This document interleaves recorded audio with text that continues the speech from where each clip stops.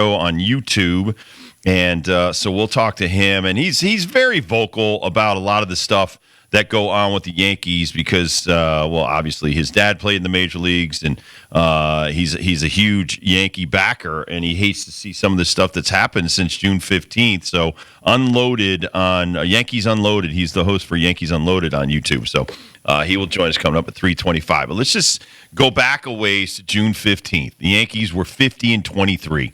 They're just blowing everybody's doors in. And since then, they are, 10-20 in their last 30. And now they just listen. It's a question of you have to continually address certain things throughout the season. Now they want to go get Chad Green back from the Toronto Blue Jays, and that's one of the latest things. But listen, your bullpen has been your mainstay, I would say, the last decade for this team. I mean, I started this job after I came back from California about 11 years ago and got into it about 10 years ago, a little bit longer, back in May, and started doing this. And watching the Yankees it's painful because you spend $300 million, but on the little odds and ends that mean the most, meaning your 3, 4, 5 guys in your rotation, your back end of your bullpen, the guys that from the 7th inning to the 9th inning do a tremendous job for you. They've allowed some of these guys to slip away. And Chad Green was amazing because Chad could start and relieve. So if somebody was hurting or needed an extra day, Chad Green could go in there, and they just didn't think, you know what, let's throw a couple of million extra at this guy and make him stay home with the Yankees. They were like, listen, we have younger guys in the minor leagues, and we can go in a different direction and save a few bucks. When you're spending $300 million or $250, saving a few bucks is not going to win you a championship because, again, in a week's time, you have to address the things you didn't address in the offseason. And so now when you look down at your bullpen, you're like, well, some of these guys are taxed. Clay Holmes doesn't look like Clay Holmes did last year when we thought he was our closer of the future. And a lot of these guys are worn out. And I could tell you from watching so many different games. I'll just take the Reds last night against the Braves. Watching Alexis Diaz come in. This guy was an all-star last year. He's burnt out this year. He's tired. You can't get guys up 2-3 times a game, maybe put them in, maybe not put them in, and do this 100 times a year. Put them in 70 games, 30 games they don't pitch. You don't see that. But that effect on a pitcher's arm is devastating. And it catches up with you over time. And it happens all the time. So let's just take Nestor Cortez the other day in his start. He starts getting into trouble. You start getting your bullpen up in the 3rd, 4th, 5th inning. They go along with the starter. And you're not paying attention to that because you're watching the game. If you're at the game, you're not really worried about who's warming up in the bullpen. If you're at home, yeah, okay, they're going to tell you who's warming up in the bullpen. But those 30 to 50 throws, getting loose, getting ready to go in the game, and then sitting back down, and then doing it all over again, maybe throw 20 the next time. You could throw 100 pitches and not get in a game. So you wonder why the middle of the bullpen, the back end of the bullpen now, and I hate the term leverage situation. Anytime you come in a major league game, it's a leverage situation. Anybody who's ever pitched in the major leagues understands we could be down 5, up 5. It's a leverage situation. I could be down 10. We could come back, score 11, and win the game. Your job is to go in and get outs. And right now, the Yankees are looking for guys to get outs. And I don't care if it's from Rodon to Cortez to Garrett Cole. You're trying to get these guys through 18 to 21 outs, turn it over to the bullpen. And when I look down and I see everybody's bullpen is tired now, and we still have 2 months plus of a season to go, and we haven't even started the postseason, and you wonder why you're like, okay, well, we need this, we need that, we need these guys. It's not that easy to just go. You're going to have to give up something now for something you didn't address in the offseason. And that's where you're going to have some issues. Where, okay, if you have to go get Chad Green signed through next year, so you know what kind of control you have over his contract. The Blue Jays are going to want extra because you're in the same division. So they're not just going to help the Yankees possibly win the division. They're going to try to stick it to you. I mean, these are all things that I don't like to place blame on anybody, but this is stuff that analytics people, Brian Cashman, all these other people are sitting around discussing in the winter, and you're allowing a couple of guys to get loose and go somewhere else, and then you bring up guys from the minor leagues that don't pan out. That's only on you. The only buddy that you can hold accountable is you. And here's the Mets now. The Mets, who started horribly this season, have all of a sudden turned into a different team because guys got healthy, guys started doing what they're supposed to be doing, and now you're 11.5 out of first place, but you're right there in the wild card in the National League. And you look like a team that could be a buyer instead of a seller with a week to go by the trade deadline. So you got teams going in two different directions right now between the Mets and the Yankees. Yes, it's the Subway Series. Means nothing to either team other than you could use 2 wins right now, or you could go 1-1. But you're really looking at the next week. What do we have? What's in our bullpens?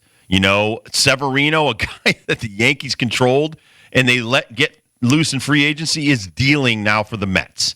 And so that's the kind of stuff you're like, listen, we got this guy to this point. We helped this guy get to this point, and now this guy is now taking shots at us saying we're a 2-hitter team. You get 2 good players. So, yeah, I know that's good fodder for the back of the New York papers, but in reality, it's true.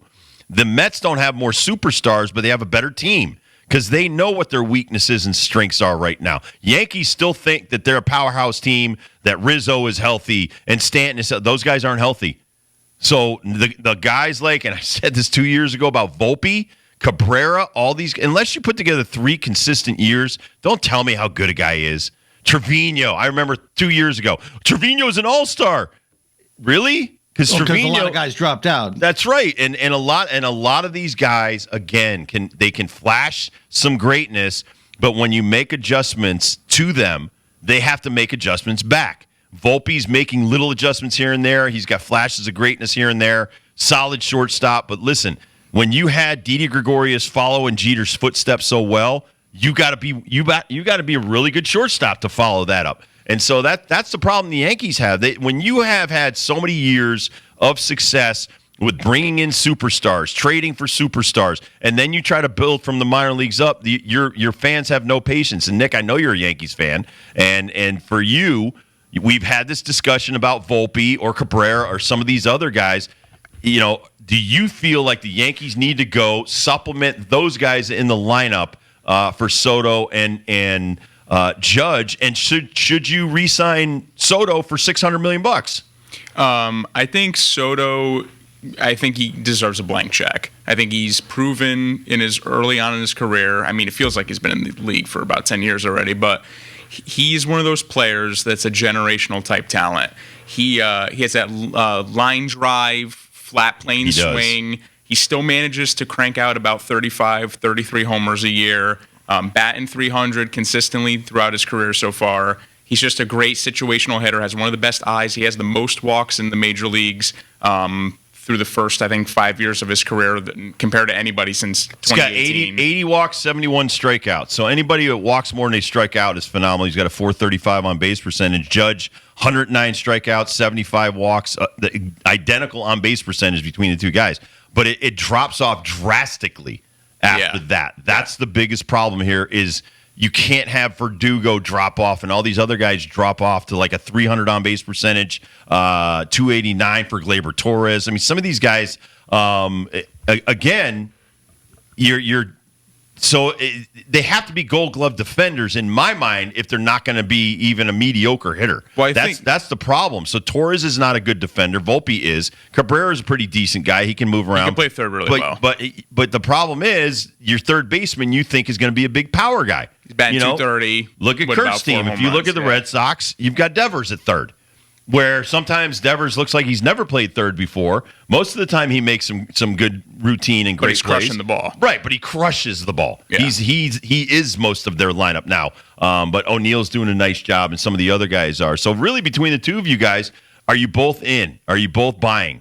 I think my biggest gripe with the Yankees right now is that Yankees fans, we've heard over the past couple of years so many times that we're going to give the young kids a chance, develop that farm team talent. We got Dominguez coming up. He looked great and he's hurt, but he's going to come back soon. How many times are we going to hear we're going to give the young guys a chance and then we go right back to our old ways? Rizzo's done. He's washed. And now, the concussion problems, that's not a knock on him as a person, but a matter of fact is he cannot stay healthy. He's not the same player he was. Or Stanton. Correct. Or Stanton. At least Stanton was giving us something up until he, I think, pulled the hammy. He was having a hell of a year. Rizzo, 18 home runs, 45 LeMahieu's RBI, 35. Yep. He's not that same batting title winner from Colorado. Oh my God, DJ LeMahieu, something happened to him. You got to know when to move on. Ben Rice is playing pretty good. Now, he only had, I think, one hit or not even a hit yesterday, but every time he gets up to the plate, he's hitting the ball hard. His exit 95 there. at bats, hitting 200 with a 297 on base percentage. So do you stick with him? I was wrong about Casas. I said this to Curt. As was I. Casas. We thought he was going to be a flash, and now he's become a really good hitter. They need him back on the Red Sox. But let me ask you this: what do your Red Sox need? Are you that sold on the third place in the wild card? Well, I'm not sure what I understand for a philosophy standpoint is what we're doing with our money. I have to know that before I don't know what we're trying to do. I watched him against the Rockies. He looked terrible. awful. I don't want to mortgage like 7 years in the future for a half of a season that's pretty much going to go to a wild card and nothing else. I'm not investing in that. That's not smart. Yeah, is that really the window of opportunity you want to sell out for? Right. Half a season, so with Nick, you go all in for $300 million, or you go half in for Trevor Story. And in both places, like with Stanton, he's been often injured since you traded for him. Yeah. You still got to eat a lot of money until 2029 on that guy still. I mean, that's the problem in baseball right now. You're either going to get half of a great player or a full great player, and the risk is, risk reward is, can the guy stay healthy? And at least for Soto, I'll say at least for the next 5 years, his upside is huge because he's only 25 years old.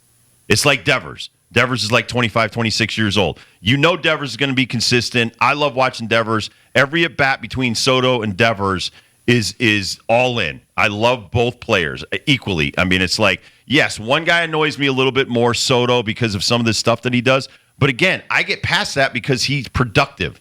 I get past some of the defensive woes of Devers at third base because he's so productive. I can't get that many productive guys. I don't know. There's a clubhouse element to him as well. I don't know what it is exactly with Soto, but it feels like people want to be around him. And they love him. I think he's a great teammate. Yeah. Here's the thing. I played with guys. Certain guys have a strut, have a cockiness about them. Like Eric Davis on my team. Whereas Barry Larkin's a little bit more laid back, where Paul O'Neill is probably one of the quietest guys, but probably one of the most volatile guys you'd ever play with. Chris Sabo, same thing. That's why they were best friends. They didn't speak a whole lot. In fact, they had their own, hey, Pat, how you doing? They had their own weird language, but they stayed in the corner to themselves. That's the dynamic you have. That's the thing. Like Judge, I love Judge because when Stroman popped off on Torres, which is something you don't do, he went right up and was like, dude, we don't play that game.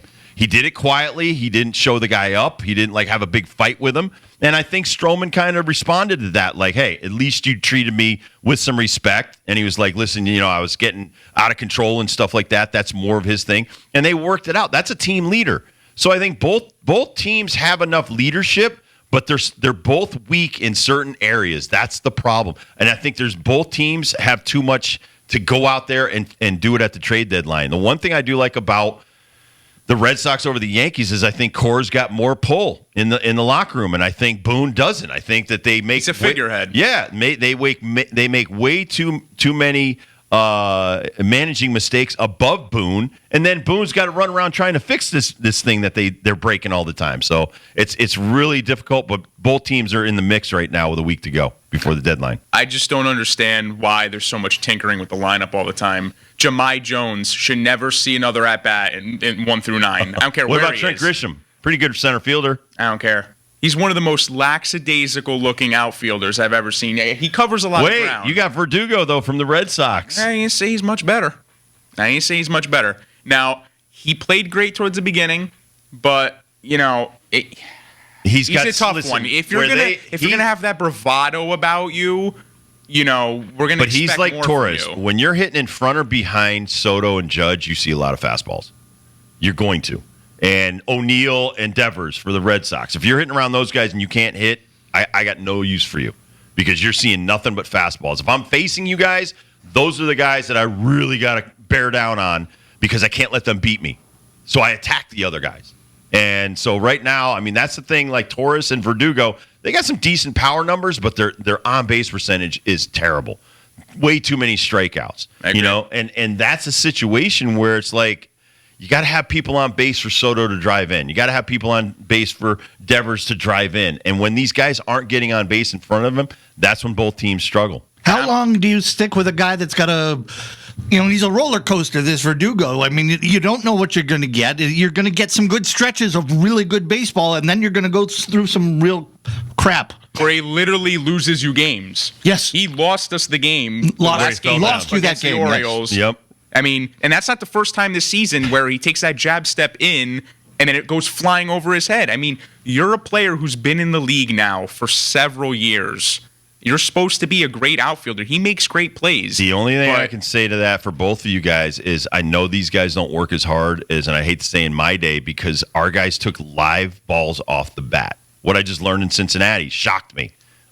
Pitchers are not out there. These guys aren't taking live balls off the bat in batting practice, so they're not getting proper jumps. What are they using, the jug machine? No, they're just nothing. They're just hitting shagging. and then walking off the field. I mean, to give you an example of a guy that I think is exceptional at this, but he's like 1 in a billion guy, is Shohei Ohtani.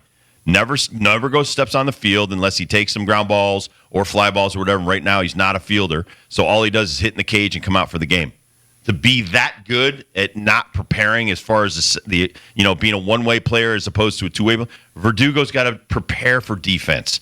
Judge, these guys, I think they prepare for defense. I think Soto prepares for defense. So until you start preparing for those things a little harder, until it's noticeable, you've got to. I love, because I had this conversation with Norm Charlton.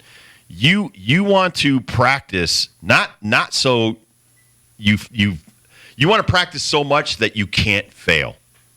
That's why you practice so much. It's not about you practice so much so you can succeed. You practice so much so you can't fail. And these guys fail, and then they're like, "Oh, I got to go practice. I've got to go do more specific work." And I brought this up before. Basketball players do a shoot around. Hockey players do a shoot around. They're prepping every day for their performance. And if you're not going to put that much into it, and it's everywhere though. It's everywhere. Watching all of these other games, can't hit the cutoff guy. How many times do you see a throw to home? It's halfway up first baseline, or it's over by third base. That's because you're not practicing that at 4 o'clock, 5 o'clock. You can't just step out there and be like, "Hey, I'm going to be so accurate because I'm going to make this. I'm going to make 3 throws during a baseball game." So that's where I think that's. But this is my thing. That's coaching. That's your bench coach. That's your fielding coach. Is like, "Listen, Alex, we're working on that. We're going to work on some jumps. I'm going to come out and hit." This is why the Braves and some teams like that, this is where they miss Ron Washington with the Braves. Washington was out there doing infield, outfield drills every day with these guys. They were on their knees doing their infield drills. They're on outfield. He's hitting stuff over their heads, testing the walls, things like that. Those are things that don't need to be seen, but they are seen when it fails. That's when you notice this kind of stuff. So, yeah, of course you're going to notice Verdugo falling down, or you're going to notice a ball gets over some guy's head, and guys look like trash on that kind of stuff. But that's stuff that could be corrected if they wanted to. All right, we'll take a quick break. We'll come back. Nick Federico is sitting in with us as well. Curt Kaplan on the 1s and 2s. Gary Sheffield Jr. will join us next. He does the Yankees broadcast on YouTube. And so we'll talk to him coming up next about all the things he sees with the New York Yankees and Major League Baseball coming up on the trade deadline next on the Rob Dibble Show with Ben Darnell on your afternoon drive on Fox Sports.